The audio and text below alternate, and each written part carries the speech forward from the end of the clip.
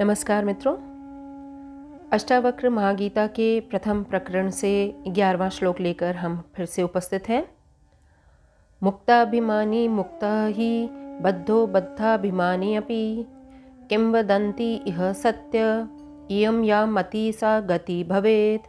अर्थात मुक्ताभिमानी मुक्त है और बंधा हूँ ऐसा अभिमान करने वाला बंधन में है।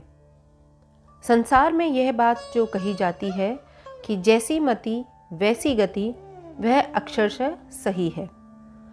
बंधन और मुक्ति का खुलासा करते हुए महर्षि अष्टावक्र कहते हैं कि यह बंधन और मुक्ति तुम्हारी सोच का ही परिणाम है।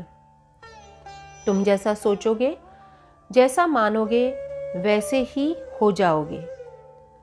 असलियत तो यह है कि आज जो तुम हो अपनी सोच का ही परिणाम है।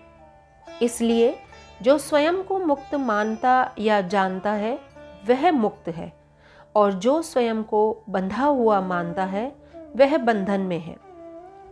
व्यवहार में यह जो बात प्रचलित है कि जिसकी जैसी मति होती है वैसी ही उसकी गति होती है, बिल्कुल सत्य है।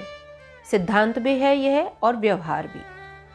यहाँ हम लोगों को लग सकता है कि फिर हम धर्म की जो बात करते हैं, जो कि हमारा कर्तव्य है, उसको हम कैसे निभा सकते हैं। तो यहाँ हमें यह समझने की ज़रूरत है कि यदि हम अपने पत्नी धर्म, पति धर्म, पुत्र धर्म, पुत्री धर्म, पिता धर्म, माता धर्म, जो भी हमारा धर्म है, उसको पूरी निष्ठा के साथ उसे ईश्वर की सेवा समझकर जब हम उसके प्रति अपने कर्तव्य का निर्वहन करते हैं और अपना हर एक्ट जब ईश्वर को समर्पित करते हैं, तो हम उस बंधन से मुक्त हो जाते हैं। हम उस मोह को काट पाते हैं। क्यों?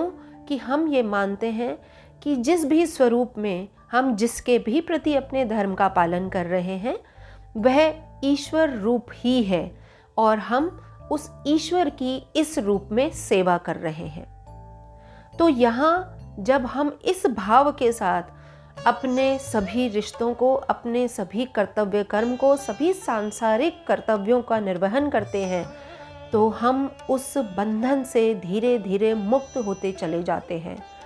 क्यों? कि हमारा सब कुछ समर्पण ईश्वर के चरणों में है, और यही भाव हमें धीरे धीरे मुक्ति की ओर ले जाता है।